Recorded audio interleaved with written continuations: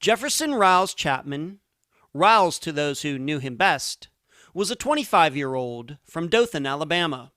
He was a father and once worked in the family business. On December 18, 2013, a chase on Riles' father's property started when the father suspected Riles of doing drugs. Riles ran off. He was never seen again. Or was he? I'm Ed Denzel, and this is Unfound.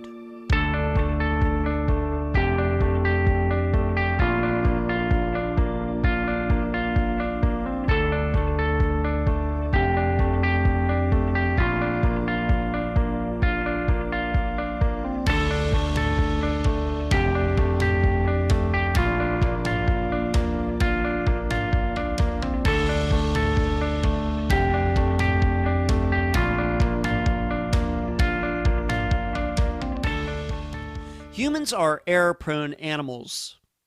We really are. Think about it this way. How many bad choices does your dog make during the course of a day? Not very many, although it may depend on how well trained your dog is. How about your cat? Probably only a few there as well. For you farmers in the audience, your cows, your horses, your pigs, how many problems do they create for you by doing something they shouldn't? I'm imagining not very many. But some of you may say, Ed, animals really don't have to make that many choices during the course of a day, or a week, or a year. So that's the reason they don't make many errors. Well, you may be right about that, but we humans are the ones with the big brains. We are able to judge a situation with more than just our eyes, our ears, and our sense of smell. And still, we are doing wrong-headed things all the time. In fact, we've become quite philosophical about it in modern times, going to the point of saying that our flaws are what make us human. I gotta wonder if that's philosophizing or rationalizing. Well, in the disappearance of Ryles Chapman, his father thought a car in his driveway was owned by one of Ryles' druggy friends who had come to see him. When confronted, Ryles ran off. Then he was gone. And we're left to wonder if this disappearance really did start by mistake. And now a summary of the case. Ryles Chapman was a star athlete in high school. He made it to the state championships in golf his senior year. Yet Ryles didn't continue with the sport after graduation. However, he did continue his education. In addition, Ryles took a variety of jobs, even working for his father at one point. He also became a father, with one of his 2 children being born not long before he disappeared. However, what was unknown until it was too late was during those days of high school, Ryles had developed an antidepressant medication addiction, to the point that he began doctor shopping to get multiple subscriptions. This caused problems in both Ryles' public and private life, culminating in him moving back to his parents' house in 2013. So on December 18th, 2013, Ryles was at home, living in the pool house on his parents' property. There were strict rules about what Ryles could do there and who could come to see him. In the early evening, Ryles' father, Wes, came home to find a car in the driveway. He believed it to be a vehicle owned by one of Ryles' drug friends, who was not allowed at the home. Seeing this, Wes walked immediately back to the pool house to confront Ryles and this other person. However, only Ryles was there, and he wouldn't let Wes in. A foot chase ensued, with Ryles running down the street in only his shorts. No shirt, no shoes. He was seen by a family friend about a block down the road. After that, he was never seen again. Only after the chase did Ryles' father realize that the car was not owned by one of Ryles' friends. Instead, it was the car of one of the other son's girlfriends. Ryles Chapman's disappearance is another in which a young person is run off. However, this time, it's in the missing man's own neighborhood. and still he hasn't been found. This fact leaves many unanswered questions, but I'll narrow them to these three. Number one, what are we to make of a bag found in the pool house that seems to indicate Ryles intended to leave, even without the chase? Number two, is it a coincidence that somebody called Ryles' phone looking to collect on a debt only 20 minutes after Ryles ran off? And number three, are we to believe a sighting of Ryles a few months later in Panama City Beach, Florida, by a woman who knew Ryles from high school? Ryles' family isn't sure what to think after 7 years. Thus, they are open to many possibilities. The guest for this episode is Ryles' father, Wes Chapman. Unfound News. Despite me having to write the blog for Patreon, and that I had a disc golf tournament this past weekend, the Unfound newsletter got out on time. It was about 4,500 words, and a good one, as usual. I hope you got it. If you didn't, please contact me at unfoundpodcast@gmail.com. Next, I didn't find out about it until it was already done, but good friend of the program, Megan Good of the Charlie Project, got married on October 31st. Congratulations to her, and Unfound wishes her and her husband a lifetime of joy and love. Finally, given all the political stuff that has gone on this year and the divisiveness that goes along with it, I want to thank you, the listeners, for keeping it off of Unfound's page and out of the discussion group. Thank you. Where you can find Unfound. Unfound supports accounts on Podomatic, iTunes, Stitcher, Instagram, Twitter, Spotify, Deezer, Facebook, and YouTube. Speaking of YouTube, on Wednesday nights at 9 p.m. Eastern, please join us on our podcast channel for the Unfound Live Show. All of you can talk with me, and I can answer your questions. Contribute to Unfound at patreon.com/Unfound Podcast. This week, I need to thank Michael. You can also contribute at PayPal, paypal.me/Unfound Podcast. And do not forget the website, theunfoundpodcast.com. I'm so happy to have on this episode of Unfound the father of Jefferson Ryles Chapman, Wes Chapman. Wes, welcome to Unfound. Thank you. Thank you very much. We need to start here. We're going to refer to your son as Ryles during this interview, but his full name is Jefferson Ryles Chapman. How did he get that name, Wes? Well, it's not a family name. My wife came up with the name. There's no contact with anybody other than she had a friend whose son was named Ryles, spelled a little differently than our Ryles. Mm-hmm. He was either going to be Matthew Ryles or Jefferson Ryles, and he ended up with the Jefferson Ryles, and my youngest son ended up with the name Matthew. So, and so there's just no. It's not a family name. Okay, because most of the time, if somebody is named Jeff, of course, maybe their full name is Jeffrey. Jefferson as a first name, of course, we know a lot of people with the last name Jefferson, but first name Jefferson, that's quite rare, really rare, right? Yeah. There's just no. I don't even remember so far back. Okay, that's fine. Where she dug that up. So, all right, that's. Yeah, but okay. We do call him Ryles. He's been Ryles all his life, and so we've always called him Ryles. Okay, and that's what we'll be referring to him for this conversation. I just thought I had to ask because I thought some of the listeners would also feel like I do. Well, that's an interesting first name. Okay. Well, let's talk about your family as a whole. You've already mentioned that Ryles has a younger brother, Matthew. Do you have any other children besides those two sons? We do. My wife and I have, he has an older brother, Wes the third, and then he has Matthew, and then later on in life, about 11 years later after Matthew came along, we had a daughter, Mary Catherine. Wow. So Ryles is the middle son. And he and Matthew are very close in age. Let's see, Riles is 32, and Matthew, I believe, is 30. So they're closer in age than Riles and Wes. There's about 3.5 years apart between our oldest son and Riles. So okay. And then your daughter 11 years later. That's correct. Yeah. Wow. So you had 3 boys, and then you finally got the girl in there, Wes. That's right. So Mary Catherine had basically 3 brothers that were like dads. Yeah, right. And very, very protective. And her and Riles are very close. And as her and Matthew. Now, Wes, my oldest son, he was in college or going off to college. So even though they're close, but they were not as close as Riles and Mary Catherine. Right. Okay.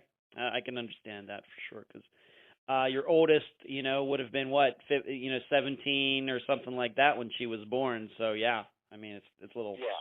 I gotcha. Okay, so 3 boys, then a girl. Riles is, I guess, second in line overall, and the second of the boys. And you said that he and Matthew very close in age. Okay, thank you for explaining all that. Great, thank you. Let's move on to this. Let's just talk about Riles, being that he did have an younger brother. Were they all kind of similar? Was Riles unique in his interests, hobbies, and things like that, or what maybe made him different than the other 2? Yeah, Riles and Matthew had a lot of the same hobbies. They both like to hunt. We live in South Alabama, so there's a lot of deer hunting, turkey hunting, duck hunting, and so he and Matthew hunted a lot. And Riles also was a very good golfer. He golfed through high school and actually went to state in Alabama in the high schools for golf. And he was very good golfer. He and Matthew both went to state. So wow, yeah, that's pretty good. And I think it's mainly because they were close in age that they had a lot of similar interests. They take that golfing from you or from their mother? No, neither one of us. I don't know really how they got into golfing, but they got me into golfing. So just a way to spend more time with them. I'm not a hunter, so I took up golfing and attempted. They were much better than their dad. I can tell you that. Okay. All right. Well, States, that sounds pretty impressive to me. I've never played ball golf, but that sounds very impressive. What was the strength of his golf game? Riles was just a risk taker. I just remember when we were at the state playoffs, it was he and I, he had gotten up to the tee box on the first tee, and it was a dog left to the left, yeah. And there's this huge pine tree, and he looked at me and looked at that pine tree, and he looked back at me. I'm like, no, Riles, don't do it. Well, sure enough, he tried to clear the tree, and, everybody in the crowd's gasping, because it barely hit the top of the tree, and then it bounced over the cart path, and I looked at him like, okay, see that? You just need to take it easy. You're not as cocky as you think you are, So, but he was always a risk taker and stuff like that. Okay. So he and that's why it was so exciting to watch him. Wow. So the fearlessness was the strength of his game. No conscience when it came to hitting a ball somewhere and fearing that it was going to go in a place that he didn't want it to go. That helps in golf. He just took chances. Yeah, great. And then that's what made it exciting. Okay, great. How about education? Graduate from high school? Any college? Anything like that? What can you say there? Yeah, he graduated from the local high school here, and he went to the local community college, and then he owned some businesses, and he went to work for me in Troy, Alabama, in one of my offices. And then, just like anything else, he wanted to try a different career. So he come back to the local community college and took a lineman class and graduated top of his class in there. He took a couple of jobs, but there again, that didn't interest him. And then let's see, he went to work for a satellite TV company. Yeah. And he did that for a while. So he was just bouncing around. Never really found his niche in the workplace, what he really wanted to do. Okay. So, like, when you say satellite TV, like an installer, like going to people's houses and installing something. That's right. Okay. That's right. All right. And what did he? What did he do for you? If you can say, you were into tax preparation or something, right? Well, that's just one of my business. I'm in a consumer finance business as well, and he ran. He was a collector in one of my offices in Troy, Alabama, and that's where he met Chelsea.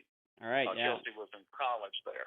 All right. We'll get into that in just a moment. So, how did you two work together? I have to admit, I'm close with my father, but I don't know if we could work together. How did that work out with you two working together? Well, it was okay because we were an hour and 20 minutes away from each other.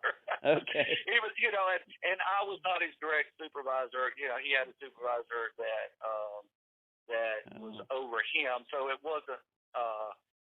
Not to say that all of my kids at one time or another had worked for me, and just like any kids working for a family business think they are they get special treatment. If dad goes on vacation, they think they can go on vacation, that kind of stuff. Right. But I think that's normal. Just no big run-ins at all with Riles. He was a good worker. Riles is better at tedious things like with his hands, like installing stuff, putting together stuff. So sitting behind a desk really was just a way to make it a couple of bucks.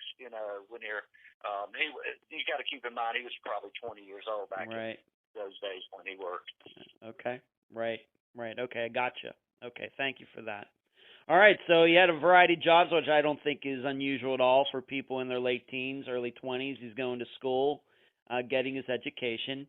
Now, you did mention that he met a young woman. Her name is Chelsea. We're not going to use her last name or anything here, Wes, but you already mentioned kind of how they met. Why don't you go through that again and explain the relationship? Well, they met, like I said, Riles was working in my office in Troy, Alabama, and she was going to school at Troy University there. And they dated a while, and, before we met her, they seemed to be crazy about each other. And then, they would break the relationship off. They would get back together, break the relationship off. So, it was on and off type of relationship for a while. And then she got pregnant with our granddaughter, Sailor. And we all went to, while she was pregnant, we all went to New Orleans. And that's where he proposed to Chelsea. He came up on one of those horse-drawn carriages and proposed to her. And, so everything was heading in their way, the two of them were just young. And when they loved each other strongly. And then, but when they fought, they fought like cats and dogs, Okay.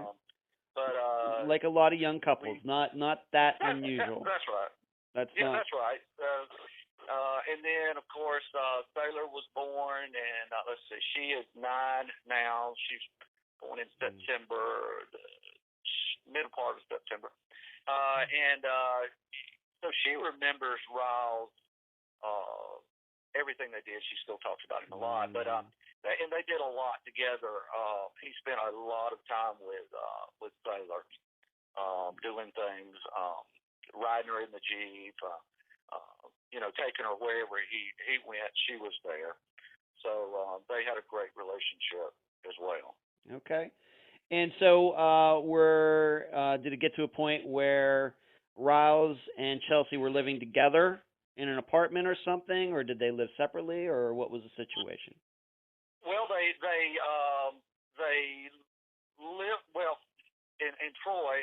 I'm assuming she had her own place. He had his own place. But later on, when they moved back to Dothan, when she finished her school, they moved back to Dothan. She moved in with her folks. He moved in with us. And then we have a guest house / pool house in our backyard, and he lived there. Okay. And then she moved in with him into the pool house, and then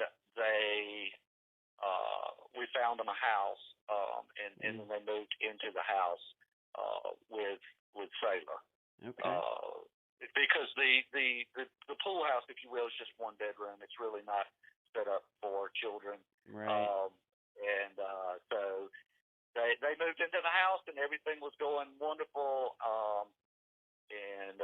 Then whether they lost their job or quit their job, neither one of them had a job. So it's kind of rough, right. trying to pay bills when you don't have a job. Sure. And mom and dad are constantly, you guys got to get jobs. We can't pay your bills, our bills, everybody's bills. So we ended up, he moved back in with us. She moved back in with her folks.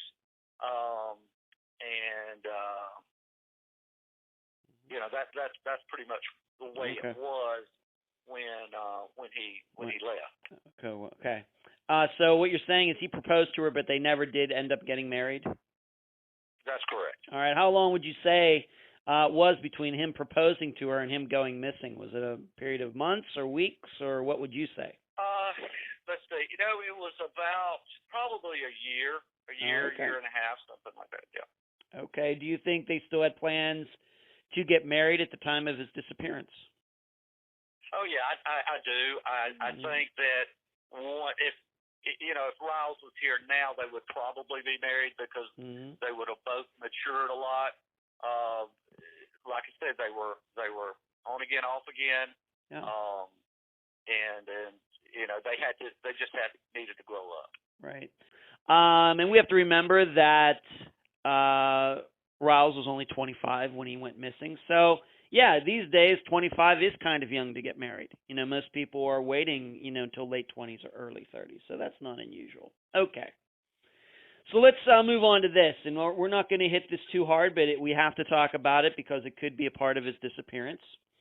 And that is Riles did develop a drug addiction over time. How do you believe it started? Do you remember the first time when you suspected that he was addicted? What can you say about that, Wes?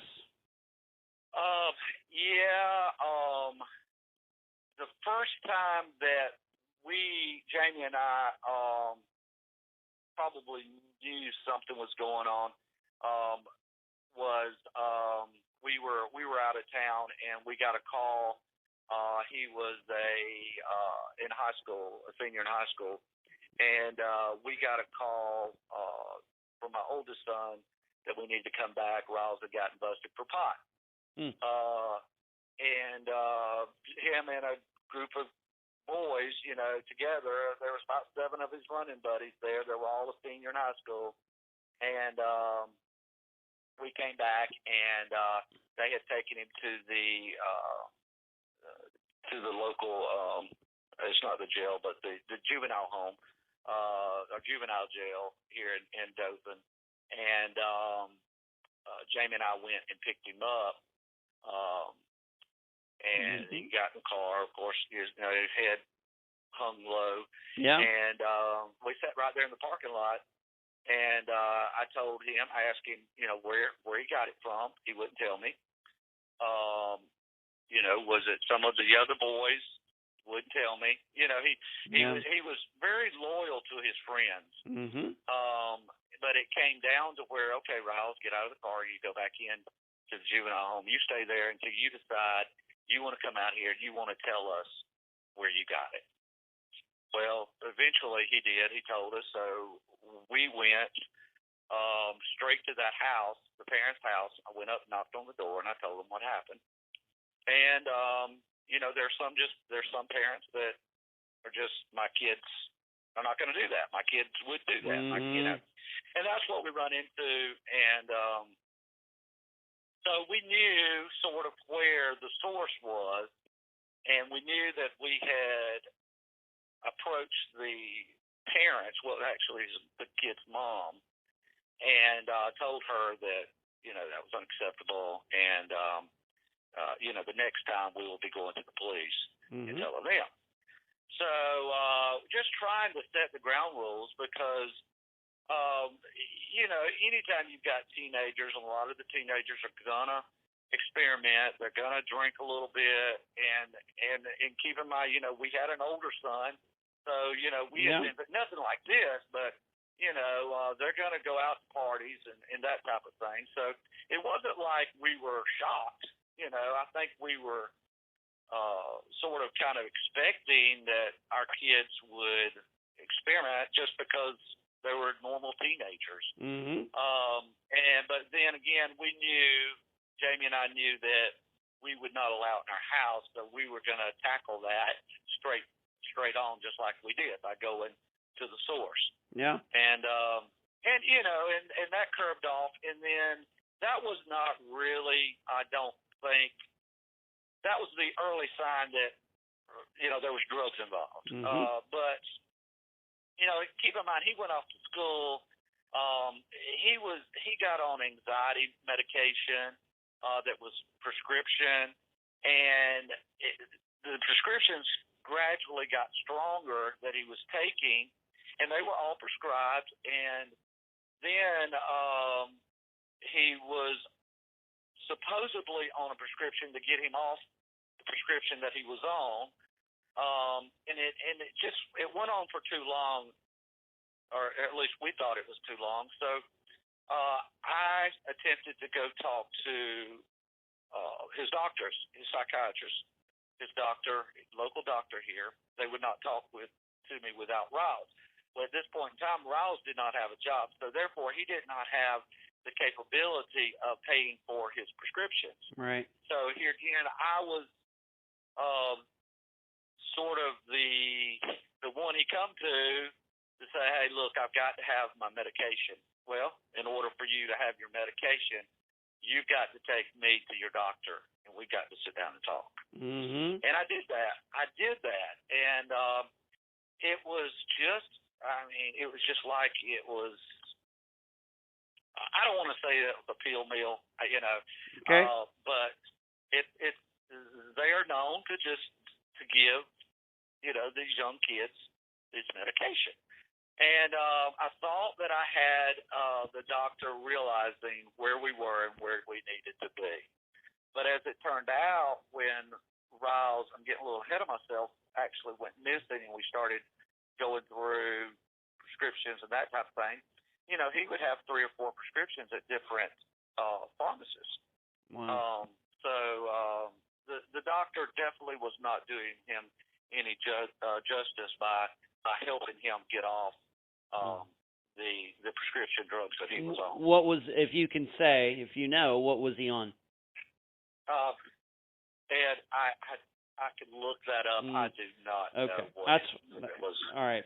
Okay, that's totally fine. Just wanted to see. But these were antidepressants or anti-stress, or how would you portray them?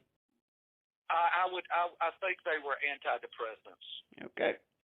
All right, like Xanax or something. I'm not saying that's it, but something, just so the listeners have an idea, something like Xanax or something like that. That's correct, yes. Okay. All right, and so he was doing this. He was maybe doctor shopping. In addition, it seemed like the way you explain it, the doctor's just giving out prescriptions like candy. on Halloween? And did he ever move on to anything else besides those particular drugs, to your knowledge? Well, to my knowledge, other than different ways of taking that type of medication, because I guess he was on. I don't know a lot about it, but he was on it for so long that it would stop working, and then he would take it by other means. And I've never seen him do it. I just from what I've heard, that's what happens, and that's what we think happened. Okay. So he's doing that, and if you can explain, you don't have to give many examples, but how bad did it get with this? As we talk a lot about addictions and drugs on Unfound. That is not a new topic to the listeners, but we hear a lot about missing people. Before they're missing, they start stealing things, they're lying, etc. How bad would you say that it got with Ryles? Well, Ryles, let's back up to when the pot was an issue. He went to rehab, just because he may not have needed to go rehab, but that's just the way we are. We were trying to go real strong with that to show them that it's not acceptable. Right. But getting back, he would, of course, he would lie. Petty lies, if you will, because I think that's probably a normal situation. No one's going to come out and tell you, I'm doing drugs when we ask him. But we noticed that, when he lived with us, the last time, he would stay awake for days, and he would come into the main house at night, 1 or 2 o'clock in the morning, to fix something to eat, and then go back out to his bedroom. But so we noticed that he would, he just didn't sleep a lot. Wow. Okay. All right, so you were noticing this in him, and it being that he was, and we'll get to, of course, the day that he disappeared, he was living at your place at the time. Did you ever talk to him about going back to rehab or anything like that, and how did he react? Well, that is one thing he did not want to do. Okay. One other time when, let's see, let me back up. When I went to the doctor, I'm not sure if I could say the doctor's name. Yeah, we don't want to do that. Yeah, please. Okay. So when we went to the doctor, I had interviewed with the doctor. I got the prescription. We went to the local CVS to get it filled, and I went in to get it filled. And I came out, and he was in my car, and he said, "Okay, where's my prescription?" I'm like, I'm taking control of it now. I will give it to you just like it says for you to have it. And he was like, "No, Dad, that's not the way this is going to work." I'm like, "Oh, yes, it is." Well, back and forth a little bit. Then he gets out of the car, and he takes off. I mean, we're in the middle of, a small city. And that's the first time he's actually ran away. Wow. Just like, and it didn't, he was probably 23-ish. Okay. So a couple years before he disappeared. Yeah. A couple years. Yeah. So, he, as it turned out, I mean, he was gone for, 2 months or so. Wow. And he was living in what they call our Garden District. It's the older section of town here in Dothan. And he was living from place to place with friends. Shacking up on the sofa here, or sleeping on somebody's porch there. And when we finally, calling friends and reaching out. He ended up at someone's house, crashed on the sofa, and that friend was good enough to call my wife. My wife went over there, and he just would not go with her because he was afraid that we would send him to rehab. Okay. So he talked my wife into this friend taking him to get his Jeep that was at another friend's house, and or get something at the other friend's house. I think it was his Jeep. I don't remember what it was. But here again, he gets down there to this other friend's house and refuses to come home. So she has to go down there and get him, and she had to, commit to not. We wouldn't send him to rehab, or he would never come home. But in that, he was living on the streets basically during that time, and I would go home from my office. My office is downtown, and I would go out Main Street, if you will, and there was a fast food restaurant that I would always pass, and he said that every day he pretty much knew my schedule, and he would show up across the road, across the street, to go to that fast food restaurant around the time that I would go to lunch, hoping that I would see him. Wow. Of course, you have to keep in mind that conversation kept coming later when things were smoothed out. He just didn't come home, and we had this conversation. Dad, I really wanted to come home. That's why I did this. That took some time. But saying all that, so when he left this time, it wasn't a big shock at the time. Okay. Because we've been through it before. Right. Okay. Wow, so you had a lot going on there, and I'm sure during this whole time you and your wife just worried sick. Oh yeah, we would ride. We would ride the roads constantly. Just looking for him. Calling his name. It was bad. Everybody's worried sick. It sounds like it. Absolutely, it sounds like it. Sounds bad. I don't have any kids, so I can't even begin to relate to this.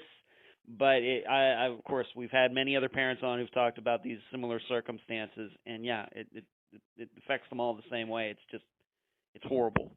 Always thinking about your son or daughter, being out there somewhere and knowing maybe that they're living on the streets or whatever else. I can't imagine it.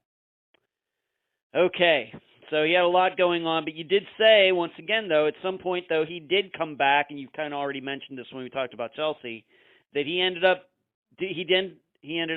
coming back and living at your house in what you call their pool house. And once again, maybe just remind the listeners how that happened. My wife went and got him and assured him we would not, if he would just come home, we would not send him to rehab. Keep in mind, he and Chelsea were on again, off again, so this would have been one of the times they were off again. Because when they were together, everything seemed to be smooth. And then they would hit a bump in the road, they would break it off, and then, we always knew that there were going to be, some issues. Yeah. Yeah. And how do you believe? Fine the whole. Yeah, please. I was going to say he was after that episode, and then he gets his job with the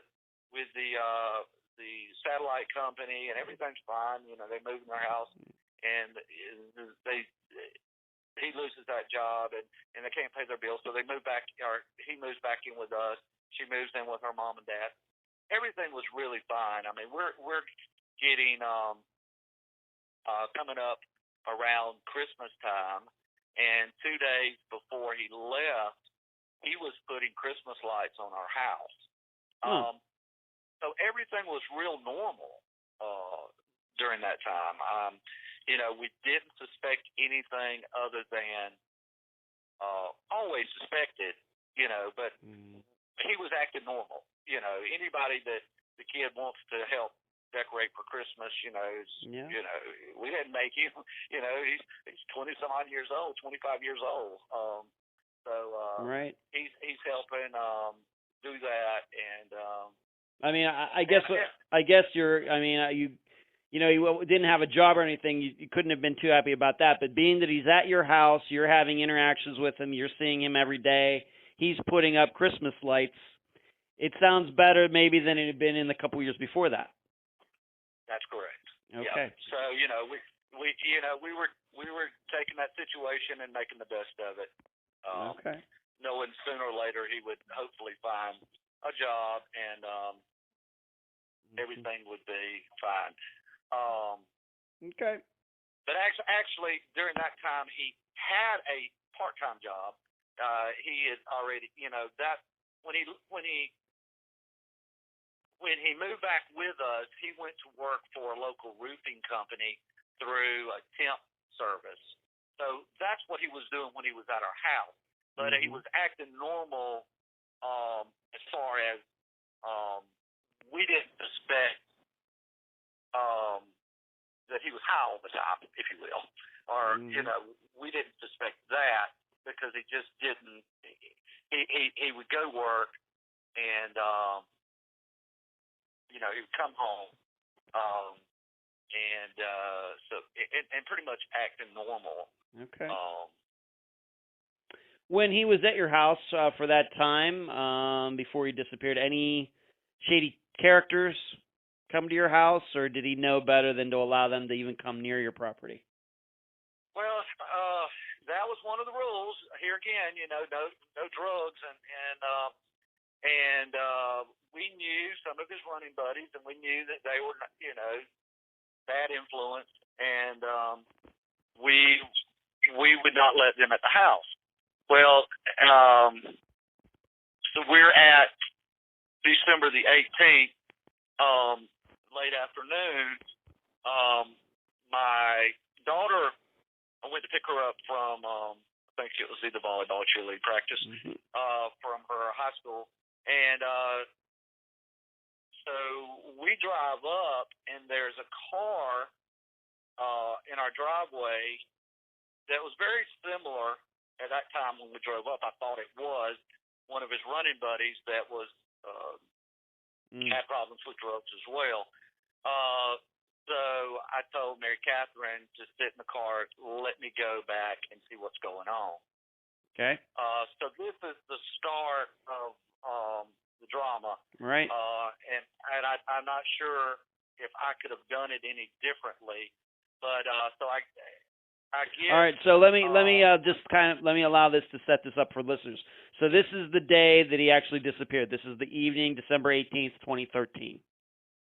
About 7:15 p.m. Okay, and you are out picking your daughter up. You're coming down the street. Of course, you have this. Ryles already knows that no shady characters, as we know, all people who have done drugs or become addicts, they have those friends, and you don't want them at the house. But you kind of know, just from being around your son, maybe what the vehicles that these people drive. You're coming up your street. You see your driveway, and you see this car in it, and you think that it's one of these guys that runs with Riles, and you think it's this person's car, correct? That's correct. All right, so instantly in your mind, you're thinking, oh, this guy's, Riles should know better, and you're thinking you're going to pull in there, you're going to go back there, and you're going to find Riles with this guy, Riles doing something that he knows he shouldn't be doing on your property. That's right. All right. I just wanted to make sure that we set that up correctly. Now, please continue. Thank you. Okay, so we drive up. I tell Mary Catherine to stay in the car, and because I knew that there was going to be, some words flying here if it was his kid that I knew was bad news in my house. Yeah. So I go back there, and the pool house is set up on the bedroom's on one side, and there's a door from the bedroom going into the bathroom, and there's also an exterior door for the bathroom and an exterior door for the bedroom. So I go and I try to get into the bedroom. I just, turn the knob, and the door's locked. I'm like, oh my God, here we go. So I'm knocking on the door. He wouldn't come to the door. And I'm like, Riles, let me in. I'm gonna go get a key to get in. He wouldn't let me in. And then, so I go into the main house, get a key, unlock the bedroom door, and he has gone into the bathroom, locked the bathroom door, and turned the shower on. And in my mind, I'm like, what is going on here? Because I'm still thinking these people are in there. Now he's in the bathroom with the shower on. Sure. So I go and unlock the same key unlocked both doors. I unlocked the bathroom door. Well, he had pulled the vanity drawer out where the door would not open. But I could see, through maybe an inch crack in the door from the mirror that he was like gathering up stuff, just gathering up stuff. And about the time, it was seconds, he runs out of the from the bathroom to the bedroom, out the bedroom door.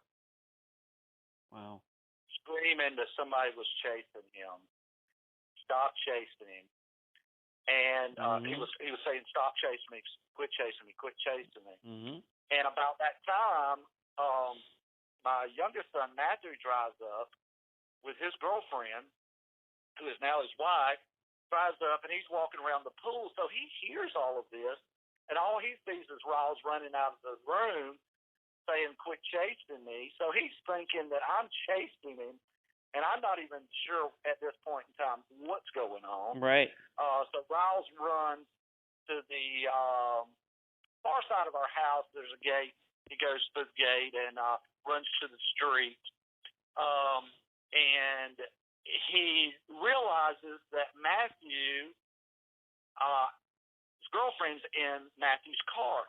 So he is running full speed out of our yard. He gets in the front of our house, turns and looks to see Jillian, and stops and waves at her, which was very odd. Yeah. And keep in mind, all he had on was his boxers, which they look like, gym shorts, but all he had on was boxers. So, in fact, Jill, she thought he was, just running. She had no idea what was going on. So Riles runs down the street to the entrance of our neighborhood, and a passerby that's friends of the family actually saw him standing at the entrance, sort of bent over. She said that it was as though he was trying to catch his breath. Yeah. She didn't think anything of it, Yeah. She's just thinking he's a jogger, and he's right. So she really didn't think anything of it. But that's the last time that's the last two people that saw Riles. Was Jill when he stopped and waved, and our friend that Julie that saw him standing on the side of the road. Let me go back through and then I'll ask you some questions now that you've explained that. Thank you for all of that. When you were trying to get in to him, was he saying anything to you? He knew it was you. He knew it was his father who was trying to get in. He did. He knew it was me trying to get in. Well, I'm assuming he knew it was me because I'm calling his name. Let me in. But he's not saying anything back to you. He's not saying, "Hold on a second, Dad. I'll get to the door in a second. I'm going to put some clothes on." Did he ever say anything back to you while you were trying to get in? Nothing. He said nothing back to me. Nothing. But I knew that he was in there. I could hear him in there. Yeah. So in my mind, I'm thinking the car out front. What are they doing in here? Yeah. They're doing drugs in here. Yeah. And so I was going to get in that house. Yeah. Or get in that room. Well, as it turned out, the car belonged to Matthew's girlfriend, Jill. very similar to Riles' friend's car. Yeah. Wow. But, that right there could have changed this whole Yeah.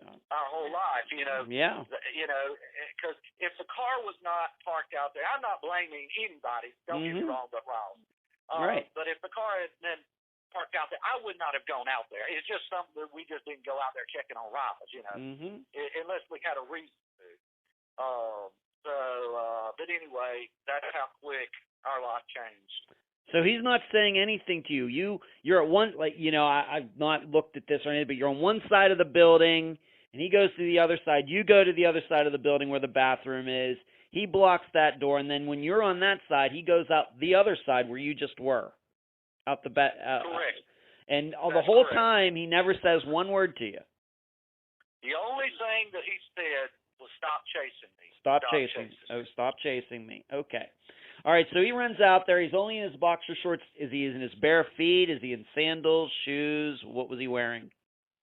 Bare feet. Bare Only feet, thing he had on were boxers. boxers. And was he carrying anything? He was not. I did not see him carry anything. Matthew thought that he saw him carrying a plastic bag, a small plastic small, like a Walmart bag, if you will. Yeah. You know, just a small bag. I never saw anything, but keep in mind, I didn't see him running. All I did was hear him. Right. You know, Matthew saw him because Matthew was coming around the house. He saw him run out and run around. Wow. So we don't know if he had a bag. It all happened so fast. Yeah. Matthew thought he had a bag, but when we got into his room, things were packed up. Ryles is a little bit extreme with keeping things organized. You know, he wanted you know, like all the whites with the white clothes, all the colors with the colored clothes, and I mean, he was just like on his fashion counter, everything's lined up. I mean, he's pretty, you know, exact about it. He's always been a clean freak. But we did find his phone. Okay. We did find, you know, he had his vehicle out front. He could have taken, didn't take it. We found his wallet.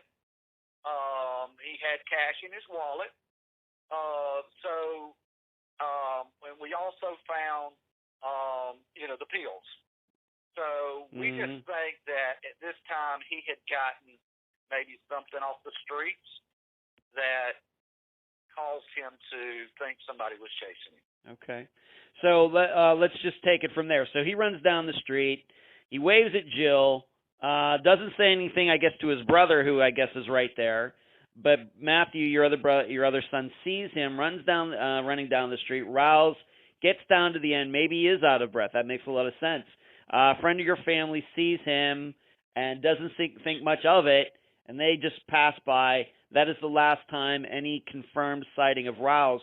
What do you do after he runs down the street? Do you automatically go back into the pool house and find these things? Is that what you do? By this time, my wife has come home, so she's there, and Matthew's there, Jill's there, Mary Catherine's there. We're inside, you know, trying to figure out all of this, what's going on. We go, and I don't know if I went out to the pool house or if Matthew went. One of us went out there to get, you know, to look around. We find his phone. We bring his phone inside, and probably 30 minutes or so had passed. His phone rings. Well, when his phone rings, I immediately answer the phone because it you know, it showed up whose number it was on his phone, and I knew the person that was calling him. I asked this person. This person had worked for me in my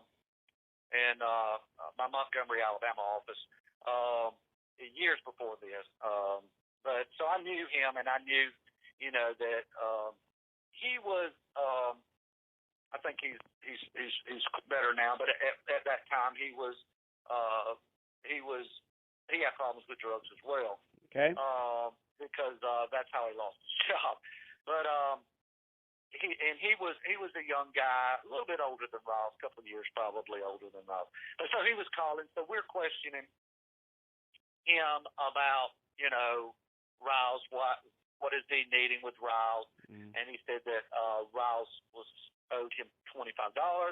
He was supposed to be picking it up that afternoon, and so it's real sketchy.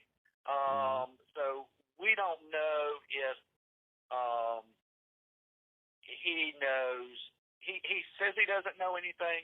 He's been interviewed by the friend is interviewed by the investigator.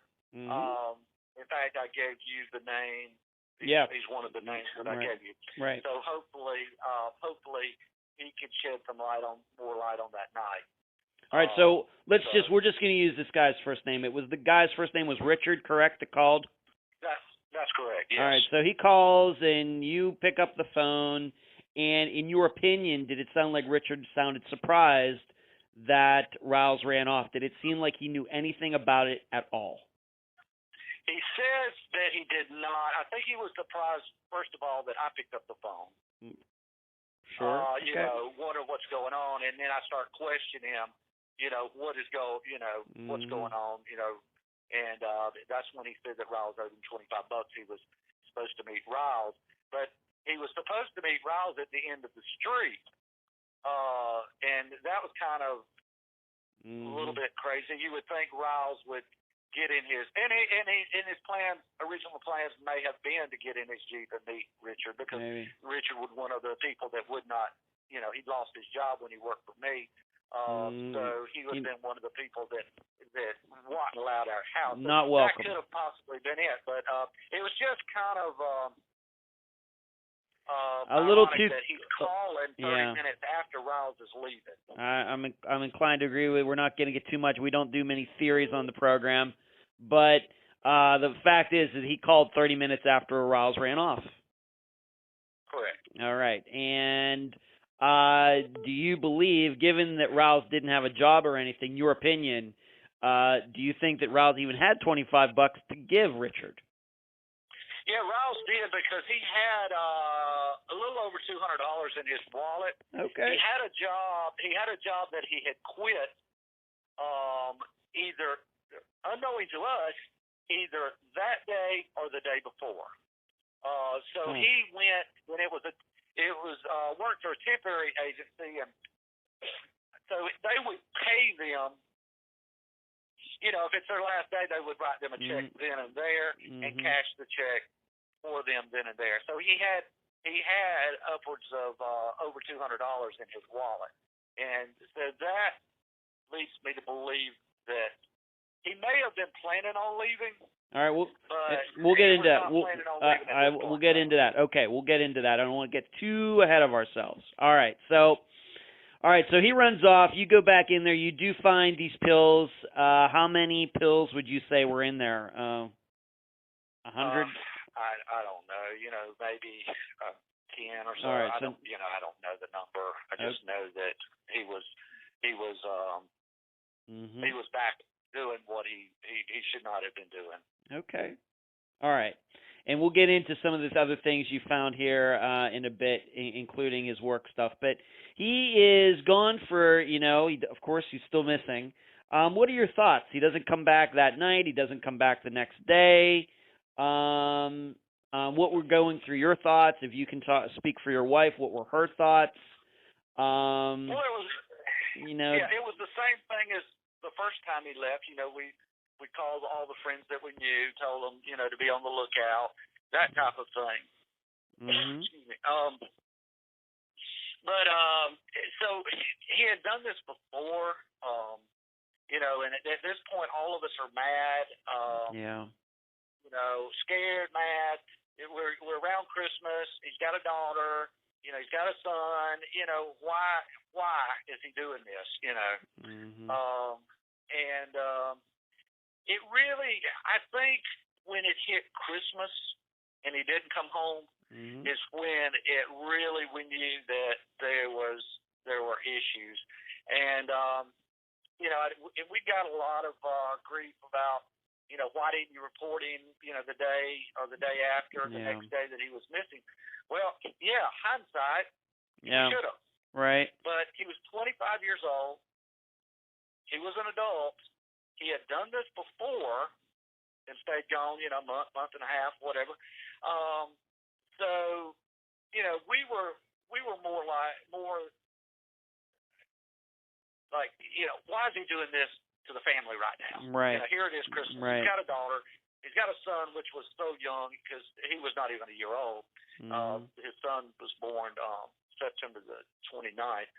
So, he was just baby. But, saying all that, we were more in that mindset until, Christmas came and went, and then we got the Dothan Police Department involved, and searches. We started organized searches, helicopter, searches of the area. The ABI were involved. They brought cadaver dogs. So it was a lot of people involved in the search after the first of the year. Okay. It was rainy season that year. So, hindsight, It's easy and Wes, you're exactly right. It's easy to say now, 7 years later, well, maybe we should have taken this seriously. But like you said, he'd done this before, maybe not the exact circumstances with you chasing him, but he had gone off and, and quote unquote disappeared for a month and a half before. So, I can understand your reaction. I don't think it's odd at all, even from me who have covered 200 disappearances now. I can certainly see your side of it, the way you were looking at it, late that year, early into the next year. Certainly. But once again, I can also understand, hindsight being 20/20. Now you have, and so the police get involved. They do any searches. Did you even know where to look? I mean, you said that you called some of his friends, and I guess the understanding is none of these friends saw him at all, or were willing to admit to it. No, none of them were willing to say if they had or not. But just like before, none of them were willing, to tell us anything until that one friend came and came up and told my wife, or called my wife. Right, the time before that. Riles was passed out, but. We're at this point, the news media is involved, the local news media. We're putting up billboards. We're having organized searches where, 50 or so people, 75 people are showing up, putting up flyers around our town. And then,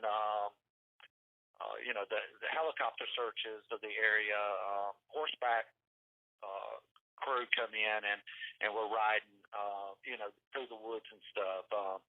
So it was a pretty intensive, extensive search of Dothan in the surrounding areas. Now we also have to remember something. I know a lot of people maybe are going to think, well, this is Alabama. It's December. Alabama gets cold, right? Yeah, it gets cold, and so what was the temperature? That night that he left was probably, it was probably 50 degrees that night. During the day it was okay, but because we had a lot of rain during that time. But it would be chilly at night. Right. So he's running off just in his shorts, and it's going to be 50 degrees that night. That doesn't, unless he does find shelter at one of his friend's house or gets clothes or something, I mean, that's going to be one chilly night. Correct. It's going to be, 50 degrees doesn't sound cold until you're just wearing shorts. So, okay. Right. So we have to certainly put that into the mix as well. He's running off with shorts, and it's going to be 50 degrees in a couple hours. Okay. So, you've kind of already mentioned this, but let's go over this again. You search the pool house. You find this bag with clothes in it, and, of course, you learn that he quit this job. What do you make of the clothes being in this bag? Well, it definitely looks like if someone was going somewhere.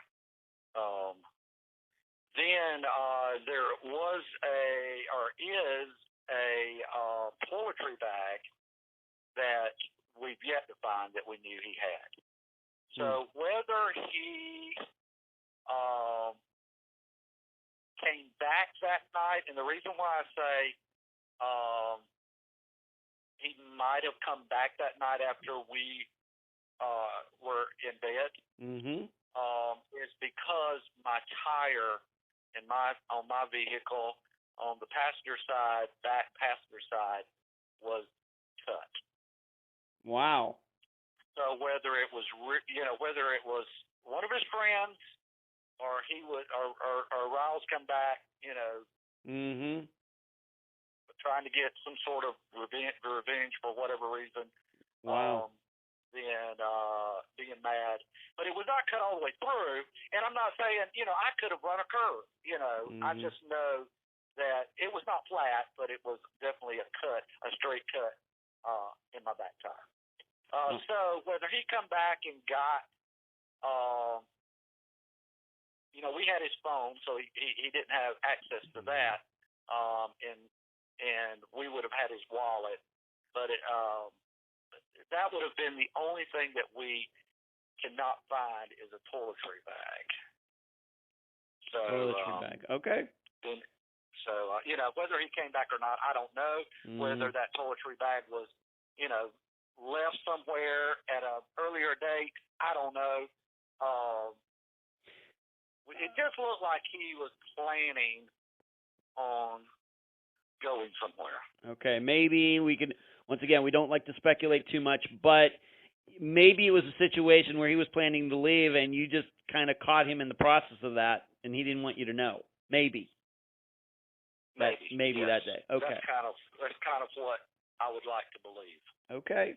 Now, as far as you possibly believing that he came back, I mean, where was the pool house locked? Would he have had a key? Did he run off with the keys? Would he have known where there was an extra key?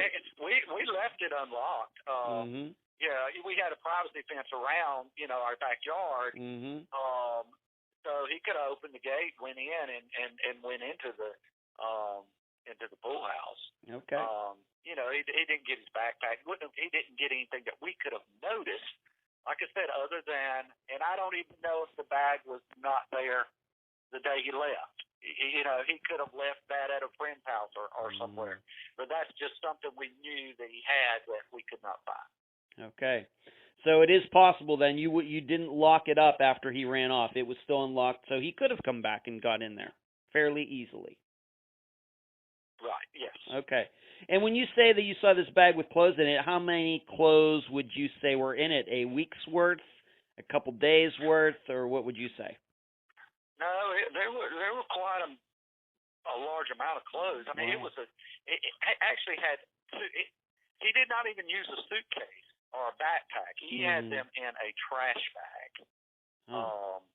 So like a white normal kitchen trash bag. That's what he had his clothes in. I think there were 2 of those. And Okay. they were halfway full. Wow. Okay, I would have to say that it maybe does sound like, I think a lot of people are going to believe that maybe he had a plan to take off, especially since you found out that he had quit his job the day before. Let's talk about that a little bit. Did the person or his supervisor, anybody say, did he give a reason? Did you ever hear a reason that he quit his job? Well, from what we understand, at first we thought he was working directly for this roofing company. It's a huge roofing company here in Dothan. But as it turned out, after all this came out, he was working for a temporary agency for this roofing company, and he was working on the roof at Farley Nuclear Plant. And those days, I know it was in December, but the days were hot, and he got too hot and got sick a couple of days before, as we learned. We didn't know this at the time. And so the day before he quit, he got sick on top of this roof, got too hot, and then the next day, he was for some reason he was not on his Jeep. A worker friend of his, and he was in a small I don't know if it was a small Datsun pickup truck, but it was an older, small pickup truck. Took him to get his check, and he got his check, and they actually cashed it there at the temporary agency for him, which I thought was a little odd. But so he had cash, and this guy actually brought him home that day. Riles' Jeep, he did not drive his Jeep to work. The Farley nuclear plant is probably 25 miles or so they carpooled. And he was with this guy, and we do not, that guy was questioned early on, but, you know, he was just, I think, as it turned out, an innocent type situation where he was just giving Riles, it was his turn to drive, so he was giving Riles a ride. And so what you're saying is this guy never gave any insight into why Riles decided to quit? No. All right. Was it a surprise to, once again, your impression, was it a surprise to this guy that Riles was quitting? I can't answer that because I didn't personally talk to him. Okay. The investigator talked to him. So I can't tell you. I know it was a surprise for us. You know, whether Riles quit or lost his job. Yeah. We, you know, the word we got is he quit, and he picked up his check at lunch that day. And like I said, we did not even realize he had been sick the day before, and actually threw up.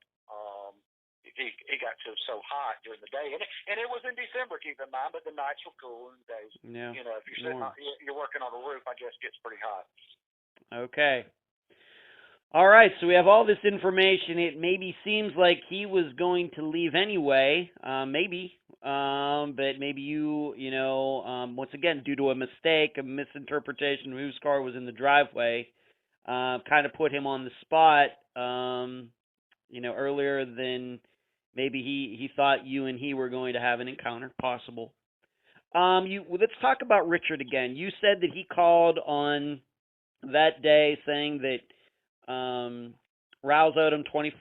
Did you ever talk to Richard after that, or is that 2013 the last time you ever spoke to him regarding anything?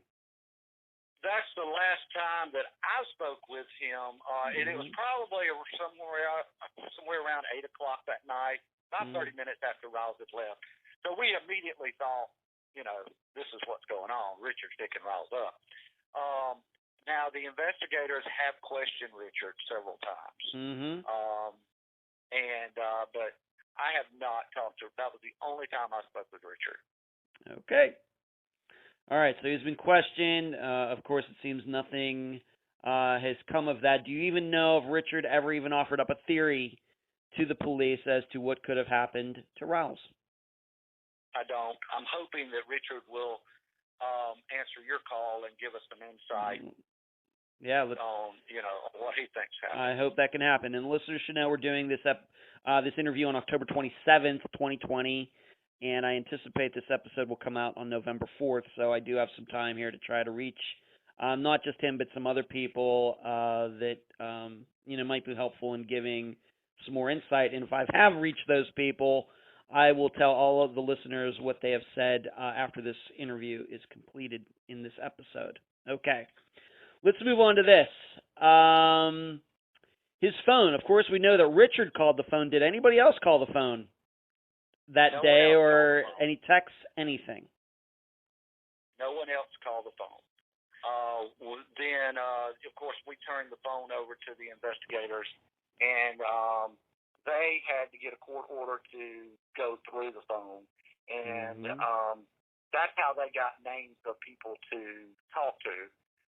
But it was nothing in there that gave them any indication that Riles was planning on leaving or who he left with. So, you know, there was a lot of, you know, just texts between him and Chelsea, trying to work their situation out. But nothing that would throw a red flag that somebody actually knew what was going on or that this was going to happen. if you were able to look at his phone or look at his records, do you even know besides Chelsea, of course, anybody else that he talked to or texted with on the day of his disappearance? Any names that come to mind? I have not looked at those records. The detective still has all those records. Okay. So I do not know. I have his phone now. You still have it? Wow. Okay. Well, they gave it back to me. Mm-hmm. So saying all that, they went through the phone and they did not see anything that alarmed them of that could give us any evidence of or indication of what was happening or what happened to Riles. Okay. Social media, Facebook. Did Riles have a Facebook page? Any activity there? Any people talking about anything regarding Riles back in 2013 into 2014? Riles does still have a Facebook page, and we have also set up a Find Riles Facebook page that we put everything we know on there, and people give us suggestions on what we could do. But no activity on his Facebook page after that date. All right. And we have to remember he didn't have his phone, so if he was going to access his Facebook account, he would have had to have gone to a computer or somehow got a new phone and logged in somehow. So that maybe makes sense. Okay, so no social media activity on his account after that date. The other reason we bring it up is sometimes when people disappear, other people take over that account, of course, pretending to be the missing person, of course, usually for nefarious reasons. But nothing like that happened in Rouse's case. No. Okay. We've had people posting to it, asking him where he's at, come home, that type of thing, but nothing, no activity from Riles posted. But he was not a big social media guy anyway. He had one, but he didn't post a lot. Okay. All right, let's move on to this. Now, I'm not going to name his last name, but there's a guy, Chris. Who is he, and what did he say, and when did he say it? Well, I have not spoken to Chris. We've attempted to speak with Chris. The investigators have spoken with him several times and polygraphed him. But we have reason to believe that he knows something about where Riles is or what happened to Riles. Mm-hmm. Because we've had several people call us through Find Riles' Facebook page, Find Riles, and tell us that we need to talk to him. He knows what's happened to Riles. But these people that have been contacting us like that have been people that are incarcerated. No. So we feel like that and Chris as well is in and out of jail. So the investigators think it could possibly be a situation where he could know Riles because he knew Riles. He could know something about Riles, but the stories we get are all hearsay. Mm-hmm. They heard Chris say that this happened around this area, but we could never tie it down. And when Chris has been questioned, he doesn't know anything. So I don't know if it's a situation where Chris is getting in jail and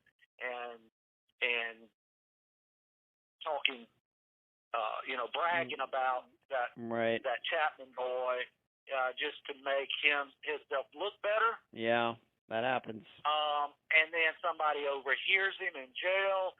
They go to a family member and tell a family member this. Outside of the jail, the family member tries to contact us. We put them in touch with the investigator, and it turns out that they're trying to get their sentence or trying to get an upper hand get out, because in our town, this was a big deal. Yeah. Our Dothan Police Department, Houston County Sheriff's Department have spent. It's probably the biggest investigation for missing persons that they've ever had. The mayor was involved by offering up matching the reward money. It's a pretty big deal.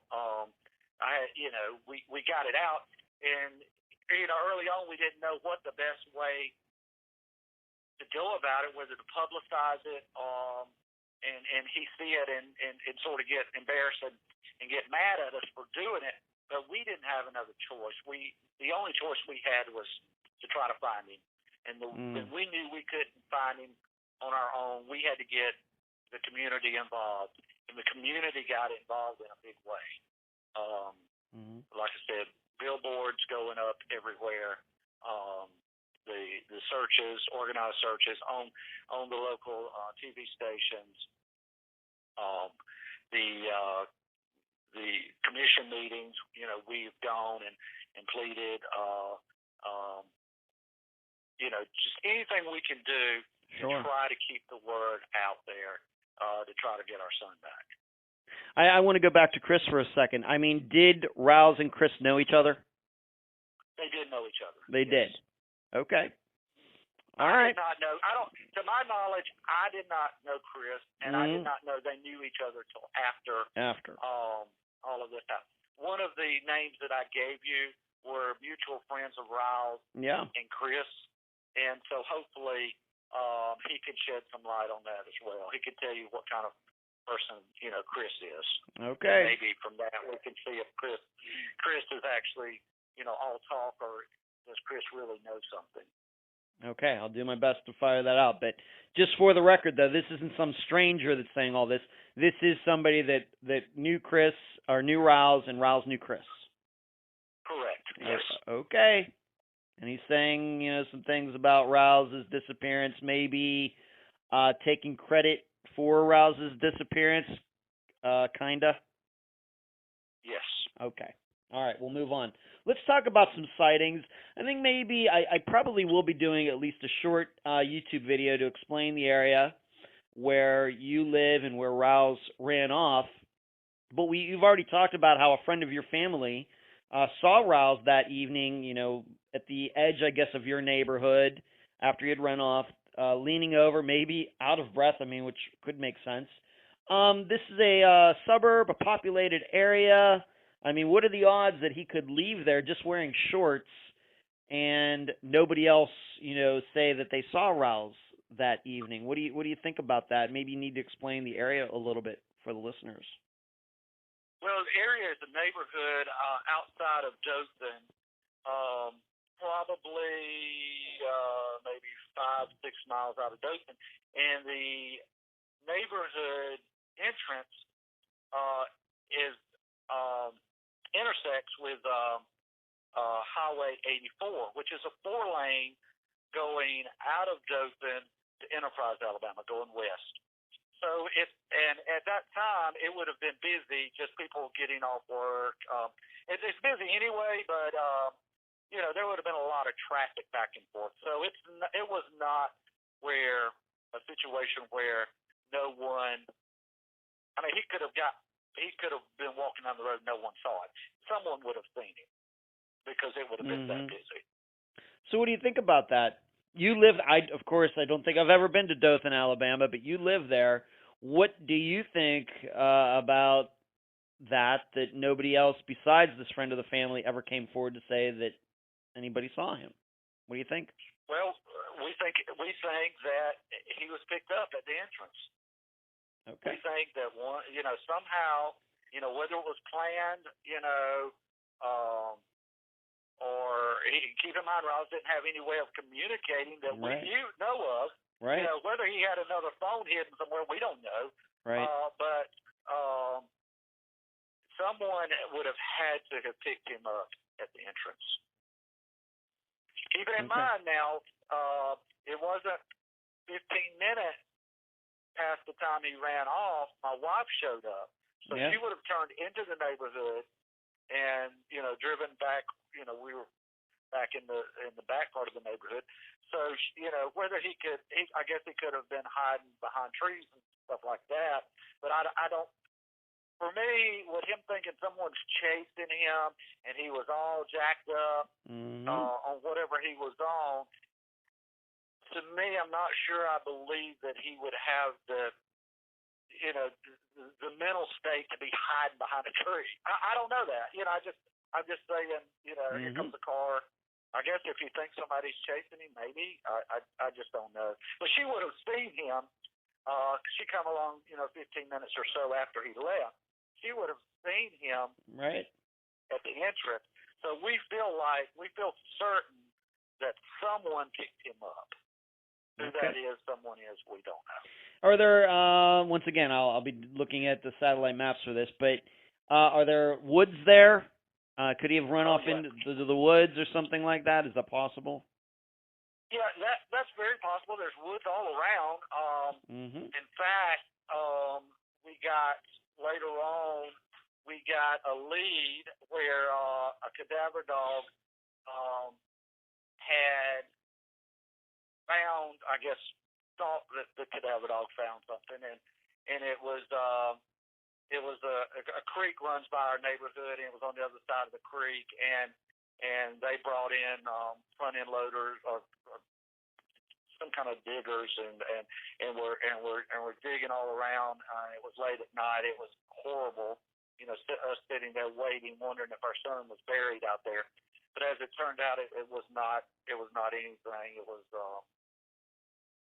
They tell us it was somewhere. We live in a rural area where a lot of hunters hunt things and clean the carcasses, and so it turned out not to be a human remains. But so there's a lot of woods around, and that's why the helicopter were involved and the dogs were involved early on, and so yeah, I mean, he could have been hiding in the woods. He would have gotten very cold that night. Right. Just unless he had clothes somewhere. But as it goes on, I volunteer at the local homeless shelter here a lot now, and just trying to get the word out. With Riles, especially early on, and Riles is such an average-looking, at that time, 25-year-old. We would get so many sightings, so many calls. That he's walking down the road, or he's here, or he's there.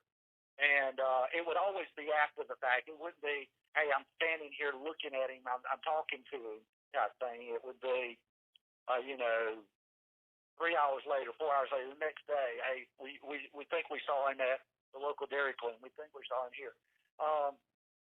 Saying all that, there's been those kind of sightings, but nothing that we could tie down. Okay. And spring break of 2014. Yes. So Marchish, we get a call from a friend of mine. It's kind of strung out here. A friend of mine goes down to Panama City to have dinner with his son and his son's girlfriend. Okay, so they're sitting around in the restaurant eating dinner, and they get to talking about a missing person that was just found. But this missing person was in Panama City, and our friend, his name is Wes, as well. So our friend Wes, the dad, says, "Gosh, I hope that's the Chapman kid," and it spurs up a conversation because Wes's son's girlfriend, you have her name as well. Yes. Casey, we'll use her first name. Did not know Riles was missing.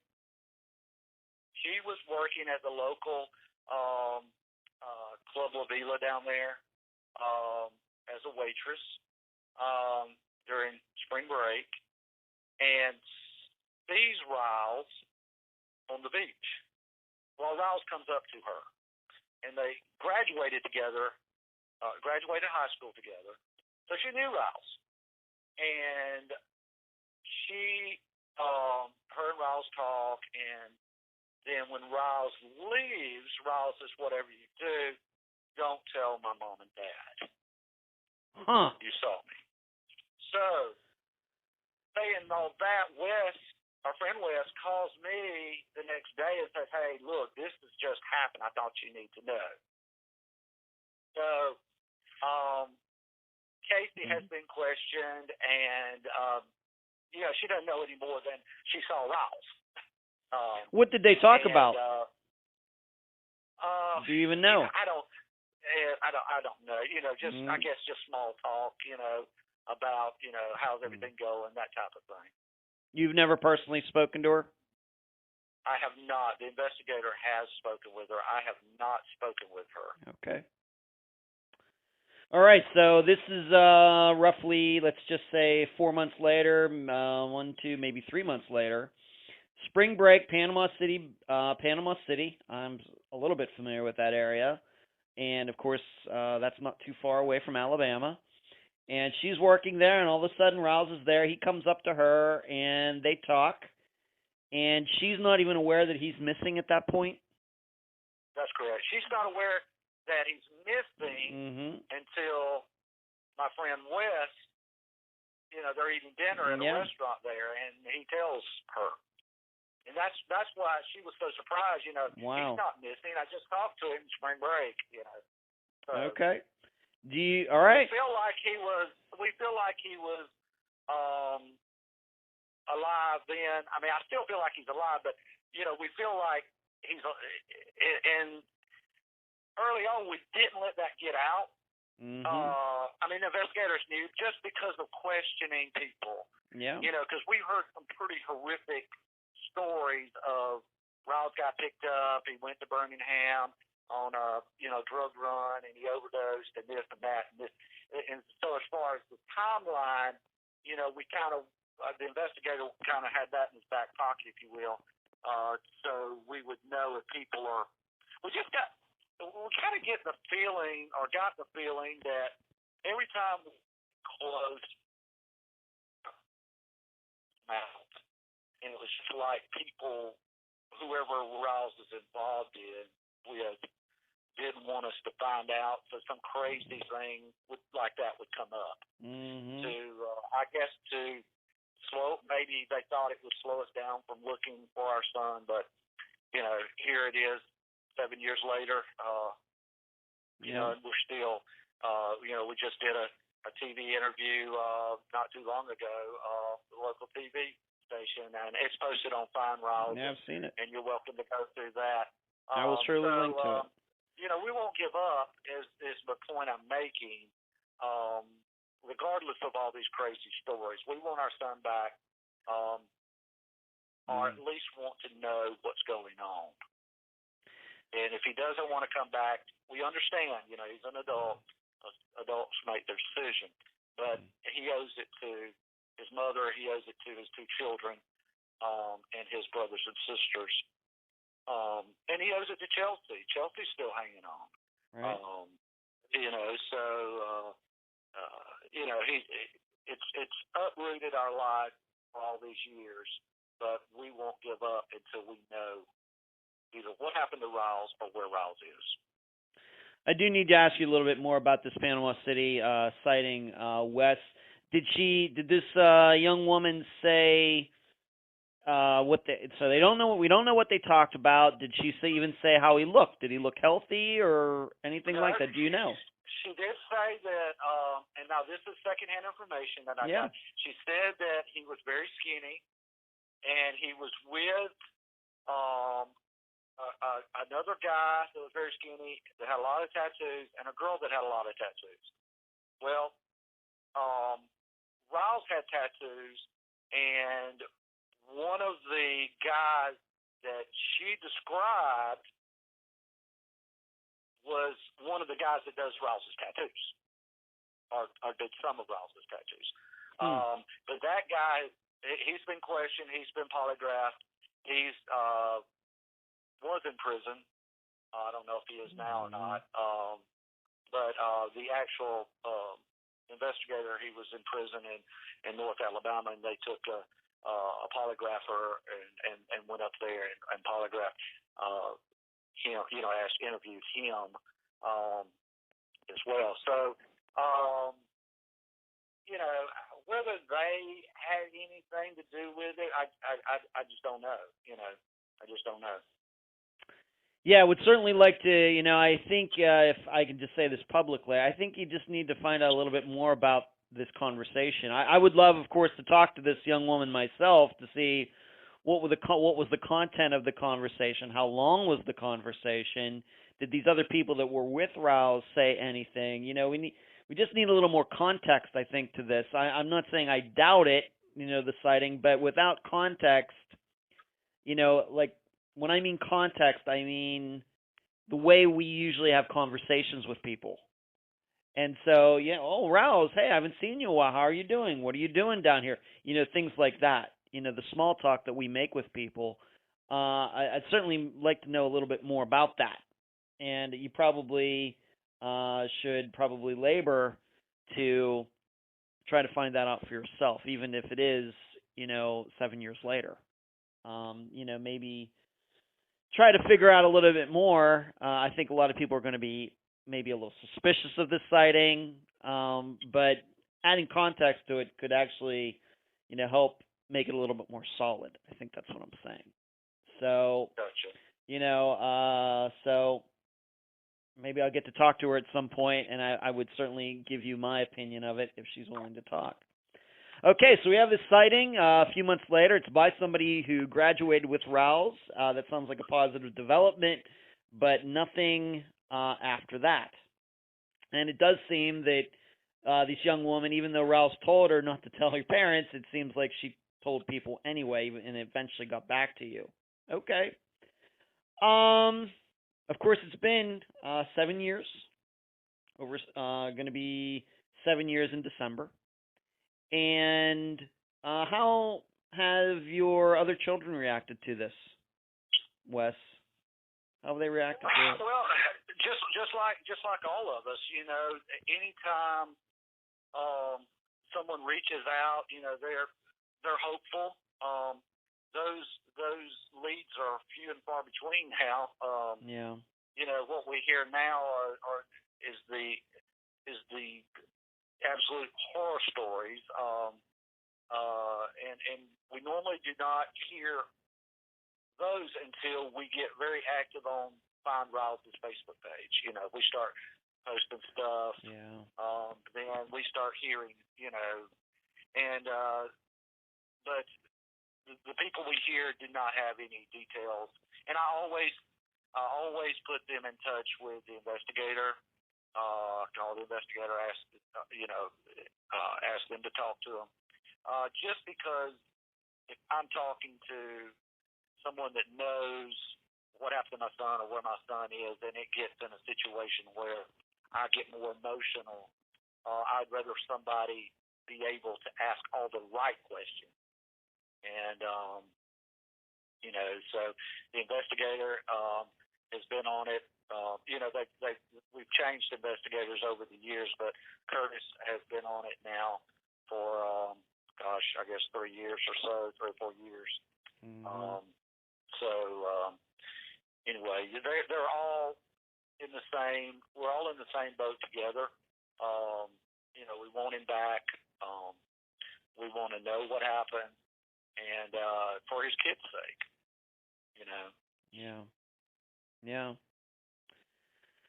You did mention the Facebook page before. Why don't you mention it again right now, Wes? Yeah, it's Find Ryles Chapman, and it gives the contact phone numbers there, and you could direct message me through that if you have any information or suggestions. And we try to, at this point, we basically put holiday pictures of his kids, hoping that if Ryles is out there and he sees his kids growing up, that sooner or later, maybe it'll tug at his heart and want to come home. And so that's really all we have at this point to put on his Facebook page or pictures of his kids and what's happening in their life. So it becomes a family album, if you will, for his kids, just to let him know that they're okay and they're being taken care of. Okay. Why don't you say that Facebook page one more time, Wes, please? It's Find, Find, Ryles, Ryles, Chapman, Chapman. Okay. Wes, any final words before we complete this interview? The only thing is, if anyone in around Dothan saw him that night, regardless of how little information you may have, it may help us put the puzzle together. We will not give up. If Ryles is watching this, call someone. He doesn't. If he doesn't want to come home, that's fine. He's an adult. He don't have to come home. But at least let someone know that he's okay. If Ryles has been hurt or if Ryles has been even worse, we need to know that. We need to bring closure so we know how to approach this with his kids. They ask questions, especially his daughter. She thinks he's in the woods somewhere. She's 9 years old, still asks questions about him. So we need to know how to approach, this with the children. As they get older, they're going to have more questions. We don't have the answers. So that's why I'm on this podcast, doing everything I can to keep the word, keep Ryles' name out there. And if there's anybody that knows anything, they can reach me through his Facebook page, on Ryles Chapman's Facebook page, message me there. They can call. There's the investigators' numbers on that page. They can call him or message him or call the Dothan Police Department. Any little thing will help. Thank you for all of that, Wes, and I appreciate you being on this episode of Unfound. Thanks, Dad. I appreciate your help. You're welcome. And that was my interview with Wes Chapman, father of Jefferson Ryles Chapman. I thank him for joining me and all of you on the program. I tried to contact at least 3 people mentioned during this interview, either through calling them or sending messages on Facebook. None of them ever got back to me, even though I tried several times. What does that mean? I'm not sure. As I stated during the interview, I made a video supplement for this disappearance that you can find on the Unfound Podcast Channel on YouTube. In the video, I diagram where Wes lived at the time. I show the approximate location of where the friend saw Ryles down the block, and I analyze the surrounding area and where Ryles could have gone. And where Ryles went is a good question. In fact, it's the most important question no matter what disappearance we discuss. However, with Ryles, unlike most of the other cases we've covered, we have an eyewitness who actually knew Ryles well, who claims to have seen him in Panama City Beach 4 months after Ryles ran from Wes's home. So when we ask where did Ryles go, is the answer Florida. Now, you know me. I rarely take eyewitness accounts seriously, for very good reasons. And the further the sighting is from the disappearance date, the less reliable it is. However, there are 3 reasons why a different attitude might be warranted this time. Number 1, according to Wes, Ryles had quit his job the day before going missing, with no explanation, and Ryles hadn't told anyone about it. Number 2, Ryles left behind a bag with clothes in it, which could indicate Ryles planned to go somewhere. And given that Ryles quit his job, we could infer Ryles planned to leave for a while, if not forever. And number 3, the woman who allegedly saw Ryles knew him. This wasn't a stranger just happening to recognize another stranger, like Renee Lamanna's disappearance, for example.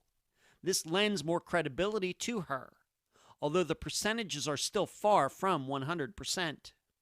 Yet, when you combine all 3 points, all situations that are totally separate from each other, I think it is reasonable to believe Ryles really did plan to go away, no matter if the confrontation with his father happened or not. In fact, we could interpret the data in such a way to believe that the confrontation only hastened Ryles leaving and did not cause it. Yet the question still remains, where is Ryles? If the Panama City Beach sighting is true, then where did Ryles go after that? And this is where we must look at the flip side. Since Ryles had an addiction and he was doctor shopping, could he have stayed out of jail for the last 7 years? Because Ryles has no criminal record since 2013. Or maybe he got a new identity. Or maybe some police clerks have simply made some mistakes. I'll leave the theorizing up to you. And that's the program. If you found it informative, please go to the app that you use to listen to Unfound and give this podcast a nice review. I thank you for listening. I'm Ed Densel, and you've been listening to Unfound.